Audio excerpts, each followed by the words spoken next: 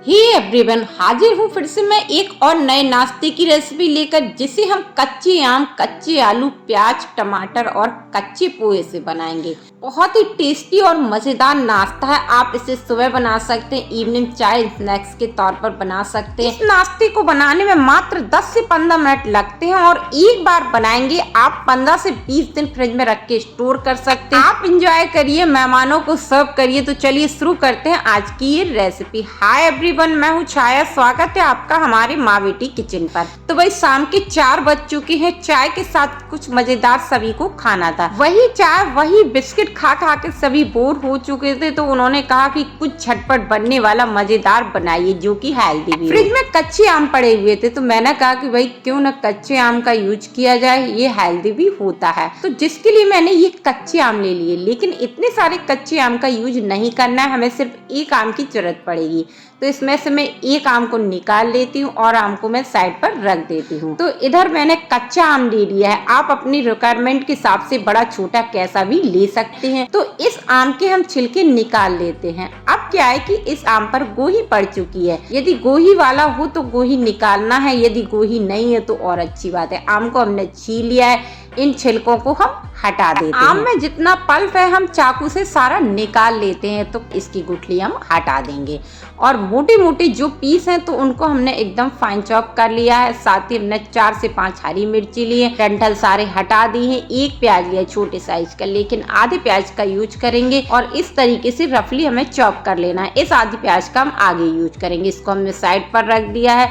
10 से 15 लहसुन की कलियां, और इन सारी चीजों को अभी हम उठा के साइड पर रख देते हैं। इधर हमने ले लिया है एक मिक्सी का छोटा वाला जार। छोटा लीजिए, काफी बढ़िया रहेगा। तो जो सारी चीजें हमने कट की थी, रफली चॉप किया हुआ हरी मिर्ची, प्याज, लहसुन, कटा हुआ कच्चा आम भी हम ऐड कर देते हैं। इसी के साथ हमने लिया है एक मुट्ठी करीब हरा धनिया। मैंने थोड़ा सा पुदीना डाला था, वो क्लिप मिस हो गई थी। आधा टमाटर 4 पीसों में कट किया। स्वाद के अनुसार नमक, थोड़ा सा आधा चम्मच काला नमक जाएगा, और साथ ही कच्चा जीरा।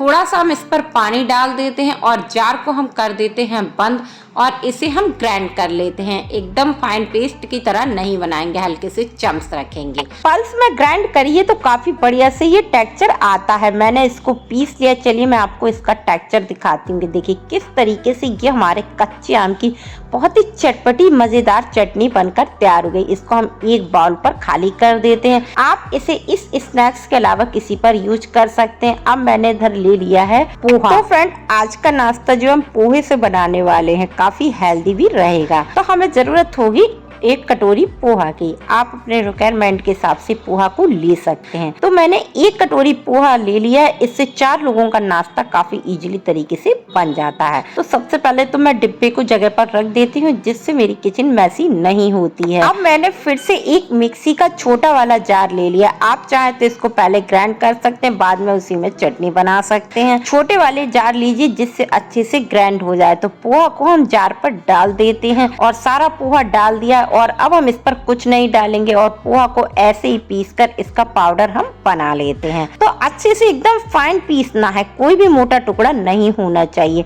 इसको मैंने पीस लिया है। मैं आपको इसका टेक्सचर दिखाऊंगी। देखिए, अगर आप देखेंगे तो ये एकदम सूजी जैसा है। एकदम फाइन तो ये होगा नहीं, बस सूजी जैसा होगा। हमने एक बड़ा सी परात ले ली है, उस पर हम इस सारे पाउडर को खाली कर देते हैं। इसको ऐसे ही छोड़ देते हैं। इधर मैंने ले लिया है एक बड़े साइज का आलू, काफी बड़ा है। यदि छोटा हो तो आप 2 ले लीजिए। आलू को हम छील लेते हैं, छिलके सारे हम इसके हटा देते हैं। वैसे एक बात जरूर बताइए कमेंट सेक्शन में कि आलू के नाश्ते मेरे घर में बहुत पसंद किए जाते हैं। यदि आपके घर में पसंद किए जाते हैं तो जरूर बताइए। अब हम इसको पीस से काट लेते हैं, और इस तरीके से 4 पीस करके हमें आलू को रफली चॉप करना है। बड़े पीस नहीं रखना है, ना कि बहुत ज़्यादा छोटे करना है। देखिए सारे आलू को मैंने कट कर लिया। साथ ही एक हरी मिर्ची ले लिए, इसको भी हम रफली चॉप कर लेते हैं। फाइन करने की कोई ज़रूरत नहीं है।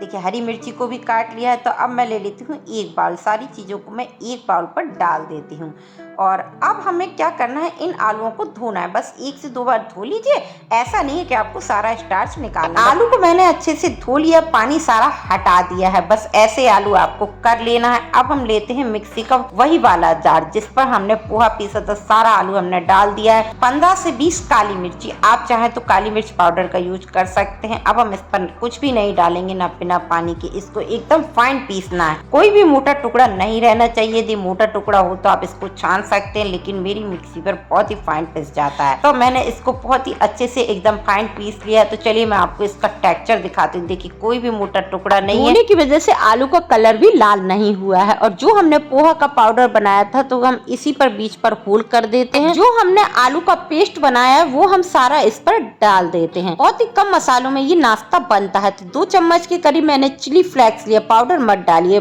थोड़ा सा हरा धनिया फ्रेशनेस के लिए, और स्वाद के अनुसार इस पर नमक डालेंगे और आधा चम्मच जीरा। आधा बचाए हुए प्याज को हमने एकदम फाइन चॉप कर लिया, ऐड कर देंगे, थोड़ा क्रंचीनेस आएगा। और सारी चीजों को हम ऐसे ही मिक्स कर लेंगे। पानी वगैरह डालने की बिल्कुल भी जरूरत नहीं है। यदि आलू का आपका एकदम परफेक्ट मेजरमेंट है ना, तो इतने में ये पोहा एकदम सॉफ्ट हो जाएगा। हमें इसको अच्छे से मसलते हुए डो जैसा बनाना है, लेकिन हार्ड नहीं होना चाहिए। लेकिन मेरे को ये थोड़ा सा हार्ड लग रहा है, तो मैंने उसी मिक्सी के जार पर थोड़ा सा पानी लेके डाल दिया और इसको मैं फिर से मसल लेती हूँ। तो जिस तरीके का हम रोटी का डो बनाते हैं ना, थोड़ा सॉफ्ट सा, वैसा ही पड़ना चाहिए। देखिए डो एकदम परफेक्ट हो गया है और कलर भी देखिए कितना अच्छा आया काली मिर्ची की वजह से। यदि आप साथ में पीस लेते तो कलर काफ़ी बढ़िया आता है। और अब हम इसी तरीके से, देखिए बिल्कुल भी नहीं चिपक रहा, थोड़ा सा पार्ट लेके हमें इसका लंबा लंबा स्टिक टाइप का बनाना है। देखिए इस तरीके से स्टिक टाइप का आपको बनाना है। आप चाहें तो इस पर और भी सब्जियां ऐड कर सकते हैं, लेकिन प्याज से ये काफ़ी क्रिस्पी और टेस्टी लगता है। इसी तरीके से हमें इसके बना लेना है। तो आप इस नाश्ते को एक बार बना के एयर टाइट डिब्बे में रखिए, फ्रीजर में 1 महीने तक ये बिल्कुल भी खराब नहीं होता। जब आपके यहाँ गेस्ट आए, आपको कुछ चटपटा खाना है ना, तो आप फटाफट से आप इसको फ्राई या तो सैलो फ्राई कर सकते हैं। यदि आप हेल्थ कॉन्शियस हैं तो आप एयर फ्राई में इसको बेक भी कर सकते हैं। इन्हें अभी हम ऐसे ही छोड़ देते हैं। इधर हमने गैस पर एक हैवी बॉटम कढ़ाई रखी है। आज का नाश्ता है ना, हम डीप फ्राई करने वाले हैं। आप चाहें तो इनको सैलो फ्राई भी कर सकते हैं, उससे भी काफी क्रिस्पी बनता है। तो मैंने इसको ऑयल डाल दिया है और ऑयल को हम ऐसे ही गर्म होने के लिए अभी छोड़ देते हैं। ऑयल को हमने अच्छा हाई फ्लेम पर गर्म कर लिया है और अब हमने जो अपनी स्टिक बनाई हुई थी हम एक एक करके डाल देते हैं। गैस का फ्लेम है ना जो आपको हाई रखना है। यदि आप मीडियम या स्लो रखेंगे तो ऑयल एब्जॉर्ब कर लेते हैं। आप हाई फ्लेम पर भी डालेंगे तो ये बिल्कुल भी नहीं जलते हैं और सिकने में बिल्कुल भी समय नहीं लगता है। देखिए आधे मैंने बचा लिए, मैं शाम को फ्राई करूंगी बच्चों के लिए जब वो कोचिंग से आ जाएंगे। और इनको हम पलटते पलटते हुए बढ़िया से क्रिस्पी होने तक फ्राई कर लेते हैं। इनको सिकने में 3 से 4 मिनट लगता है, वो भी हाई फ्लेम पर। आपको गैस का फ्लेम एक बार भी स्लो नहीं करना है, हाई फ्लेम पर या तो मीडियम फ्लेम पर बढ़िया से, जब तक इन पर गोल्डन कलर नहीं आ जाता तब तक हम इनको फ्राई कर लेते हैं। बहुत ही क्रिस्पी मजेदार ये नाश्ता बनता है। देखिए हमारी जो स्टिक का कलर है ना कुछ इस तरीके से आ गया है और देखिए कितना बढ़िया ये सुनहरा कलर लग रहा है। तो इसको हम निकाल लेते हैं, ऑयल सारा हम छड़ा देते हैं। एक टिश्यू पर हम निकालेंगे जिससे जो एक्स्ट्रा ऑयल है ना वो सारा टिश्यू सूख ले। वैसे भी ये बिल्कुल भी ऑयल एब्जॉर्ब नहीं करते हैं। आप चाहें तो इनको ऐसे ही चाय के साथ एंजॉय कर सकते हैं, लेकिन मैंने तीखी चटपटी मजेदार ग्रीन आम की चटनी के साथ और मीठी भी आम की चटनी के साथ सर्व किया है। बाहर से ये नाश्ता इतना क्रिस्पी है, मजेदार का आप इसकी आवाज सुन पा रहे हैं, इसका क्रिस्प देख पा रहे हैं, अंदर से सॉफ्ट बाहर से क्रिस्पी। जब आप इसे चाय के साथ ऐसे एंजॉय करिए या तो चटनी के साथ, सभी को मजा आने वाला है। आई होप फ्रेंड्स आपको आज की ये रेसिपी बहुत पसंद आई होगी। रेसिपी पसंद आए तो लाइक शेयर सब्सक्राइब करना ना भूलिएगा। मिलते हैं नेक्स्ट रेसिपी के साथ, तब तक के लिए बाय बाय।